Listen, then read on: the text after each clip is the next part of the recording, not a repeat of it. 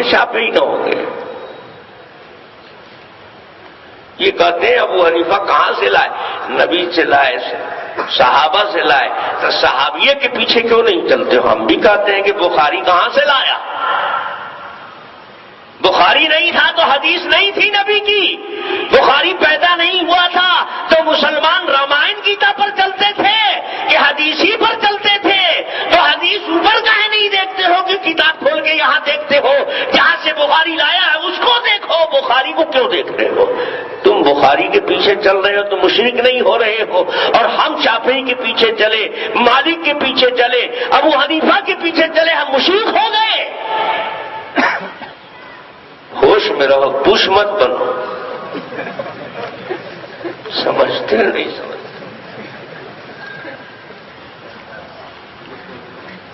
میرے بھائیوں، حدیث سمجھنے کے لیے دماغ ہونا چاہیے، علم ہونا چاہیے۔ جناب رسول اللہ صلی اللہ علیہ وسلم کی حدیث جو بخاری میں ہے وہ حضرت عمر کے زمانے میں بھی تھی، حضرت عائشہ کے زمانے میں بھی تھی، صحابہ کے زمانے میں بھی تھی، اور وہی جانتے تھے پہلے، ہم کو تو بعد میں ملی۔ تم کہتے ہو بخاری میں حدیث ہے، سیدہ عائشہ فرماتی ہیں ما کان یزید فی رمضان ولا فی غیرہ علی 11 رکعۃ، اللہ کے نبی رمضان یا غیر رمضان میں 11 رکعت سے زیادہ نہیں پڑھتے تھے۔ 11 میں 3 وتر نکال لو، باقی بچی کتنا؟ تو بخاری نہیں تھی تو یہ حدیث نہیں تھی۔ حدیث کی راوی عائشہ ہے، وہ جانتی تھی نا کہ نہیں جانتی تھی؟ حضرت عائشہ حجرے میں ہے، فاروق اعظم کی خلافت کے زمانے میں سیدہ عائشہ زندہ ہے، فاروق اعظم 20 رکعت اسی مسجد نبوی میں نماز کھڑی ہے پڑھا رہے ہیں۔ حضرت عائشہ حدیث جاننے والی تھی، وہ کبھی آہستہ سے ٹوک تو دیتی کہ عمر یہ کیا قدم اٹھا رہے ہو، میں جانتی ہوں اللہ کے نبی 8 پڑھتے تھے۔ سیدہ عائشہ بھی 20 پڑھ رہی ہیں، حضرت عمر بھی 20 پڑھ رہے ہیں، سارے صحابہ 20 پڑھ رہے ہیں۔ معلوم ہوا کہ اس حدیث کا مطلب تم جو سمجھے وہ غلط ہے، وہ عائشہ کا سمجھا ہوا مطلب نہیں ہے، وہ فاروق اعظم کا سمجھا ہوا مطلب نہیں ہے، اس کے معنی کچھ اور ہے۔ یہ کہتے ہیں دیکھیے بخاری کی حدیث پر عمل نہیں کیا۔ جب حضرت عائشہ ہی نے عمل نہیں کیا، حضرت عائشہ تمہارے یہاں تو عورتیں مسجد میں نماز پڑھتی ہیں نا، تو حضرت عائشہ تمہارے مسلک کے مطابق تو 20 رکعت تراویح مسجد نبوی میں فاروق اعظم قائم کر رہے ہیں، پڑھ رہے ہیں، تو جماعت میں ہوں گی نا وہاں؟ تو وہ بھی تو 20 ہی پڑھتی تھی، اور نہیں تو اعتراض تو کرتی۔ دکھاؤ نا کہ فاروق اعظم پر حضرت عائشہ نے اعتراض کیا۔ قیامت کی صبح تک نہیں دکھا سکتے۔ پتہ چلا کہ یہ حدیث جس کے علم میں تھی وہ بھی جانتی تھی کہ اس کا تعلق تراویح کی نماز سے نہیں ہے، یہ 20 رکعت تراویح ہو رہی ہے، اور عقل کے اندھے ہو تم کو حدیث سمجھنے کا لور ڈھنگ ہے۔ تو بتا رہے ہیں کہ رمضان اور غیر رمضان، تو تراویح سے کیسے جوڑ دیا اس کو؟ غیر رمضان میں بھی تراویح پڑھی جاتی ہے کیا؟ غیر مقلد لوگ آج کل اپنی مسجدوں میں تراویح کی نماز پڑھ رہے ہیں، یہ تو رمضان نہیں ہے۔ پتہ یہ چلا کہ عائشہ جس نماز کو بتا رہی ہے وہ پورے سال پڑھی جانے والی نماز ہے، خاص رمضان کی نماز نہیں ہے۔ وہ تو خود بتا رہی ہیں کہ اللہ کے نبی جو 8 رکعت پڑھتے تھے وہ رمضان میں بھی اور غیر۔ تو یہ معلوم ہوا کہ یہ تہجد کی نماز ہے، وہ رمضان میں بھی پڑھی جاتی ہے، غیر رمضان میں پڑھی جاتی ہے، اس کا تعلق ہی نہیں تراویح سے ہے۔ تم اس کو جوڑ رہے ہو، زبردستی پجامے کو کرتے کی جگہ استعمال کر رہے ہو۔ کہتے ہیں صاحب اس میں بھی تو ہاتھ ٹھک گیا۔ ارے ٹھک گیا کم بختی کے مارے تو اوپر تھوڑے پہنا جائے گا، یہ نیچے پہننے کی چیز ہے۔ معلوم ہوا کہ ٹھوکر یہاں لگی ہے، غلطی سمجھنے میں ہوئی ہے، حدیث غلط نہیں ہے، اور ہم سے کہتے ہیں یہ کہ بخاری کی حدیث پر نہیں عمل کرتے۔ ہم تو عمل کر رہے ہیں، ہم تو لے رہے ہیں، اس حدیث پر بھی عمل کرتے ہیں، تہجد 8 رکعت پڑھتے ہیں، رمضان میں بھی پڑھنا ہوتا ہے 8 پڑھ لیتے ہیں، غیر رمضان میں بھی 8 پڑھ لیتے ہیں، تو ہم تو اس حدیث پر عمل کر لیا۔ اب تم نے تراویح والی حدیث پر 20 رکعت والی پر عمل نہیں کیا، ہم نے دونوں حدیث پر عمل کیا، تم نے ایک حدیث پر عمل کیا، ہم 2 والے ہو کر بے حدیث ہو گئے اور تم ہاف ہو کر 16 آنا۔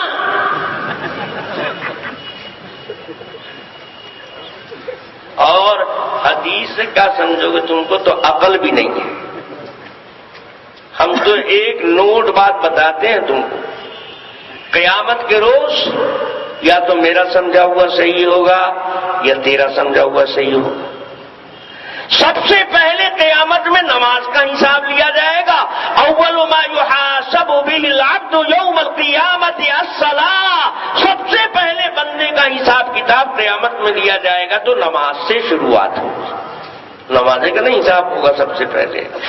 اللہ تعالیٰ پوچھیں گے رمضان میں تراویح پڑھتا تھا، ہم بھی کہیں گے کہ ہاں اللہ پڑھتے تھے، تم بھی کہو گے کہ ہاں پڑھتے۔ اللہ تعالیٰ کہیں گے لاؤ دیکھیں کئے رکعت ہے، ہم 20 رکعت پیش کریں۔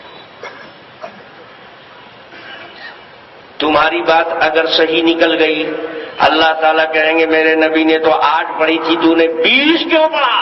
ہم کہیں گے اللہ 20 بغیر 8 کے نہیں ہوتا ہے، اس میں 8 ہے، 8 لے لیجئے 12 پھینک دیجئے۔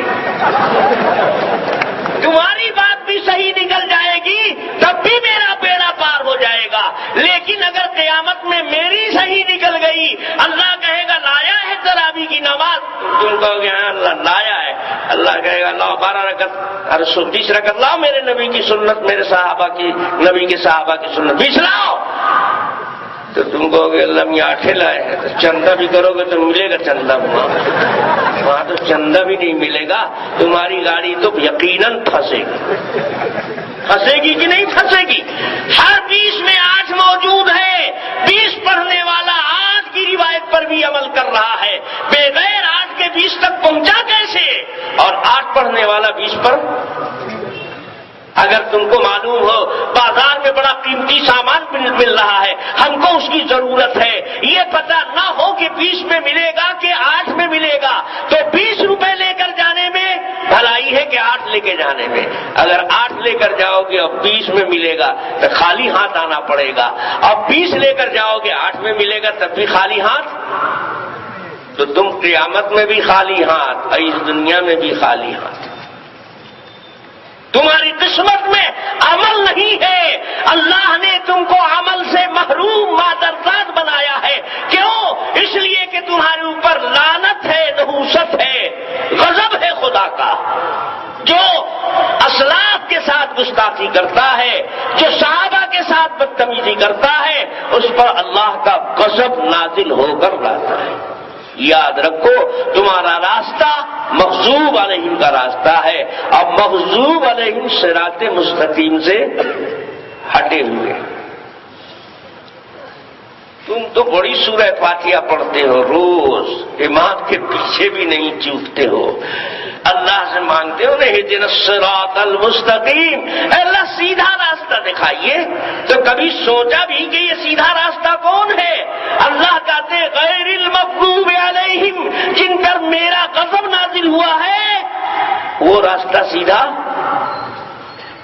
یہ غضب کس پر نازل ہوا ہے؟ گستاخوں پر، نبیوں کے ساتھ گستاخی کرنے والے یہود، گستاخوں کا راستہ مغضوب علیہم کا راستہ ہے۔ تم انبیاء کے گستاخ، صحابہ کے گستاخ، اللہ کے نبی کے صحابہ کو تم بدعتی کہتے ہو یہ بدعت عمری ہے، یہ بدعت عثمانی ہے۔ تو تم پر غضب نازل نہیں ہوگا تو کس پر غضب نازل ہوگا؟ یاد رکھو بدتمیزی غصہ دلاتی ہے، تم کو یقین نہ آئے، تم کسی اپنے بڑے کے ساتھ بدتمیزی کر دو، وہ غصے میں آ جائے گا، اور زیادہ تعریف کر دو، زیادہ محبت عقیدت کا اظہار کر دو تو غصے میں نہیں آئے گا، تم کو سمجھائے گا کہ بیٹا ایسی بات میرے بارے میں کیوں کہی، یہ تو میرے اندر نہیں ہے، اتنا کیوں بڑھا دیا۔ ظالین مبالغہ، قلو، عقیدت محبت میں ہر ہوتا ہے اللہ کا، یہ توہین کا راستہ مغضوب علیہم کا راستہ ہے۔ عقیدت اور محبت میں غلو ہوتا ہے تو غضب اور غصہ نہیں بھڑکتا ہے، اس کو پیار سے محبت سے سمجھاتا ہے، اعتدال پر لاتا ہے۔ پتہ یہ چلا کہ جو لوگ غلو میں محبت میں گمراہ ہوئے ہیں ان سے یہ بدتر گمراہ ہیں، اسی لیے مغضوب علیہم کو مقدم کیا گیا ہے ضالین پر۔ یہ مغضوب علیہم ہے، اور دوسری طرف کبھی سلام پھیریں گے ضالین کی طرف، ابھی تو مغضوب علیہم سلام۔ تو آپ کے سمجھ میں بھی آ رہا ہوگا ماشاءاللہ، سمجھ رہے ہیں نہیں سمجھ رہے ہیں؟ اب دیکھو قرآن سمجھنے میں ان کو کیسے کیسے دھوکہ لگا، گڑبڑ لگا۔ اللہ تعالیٰ کا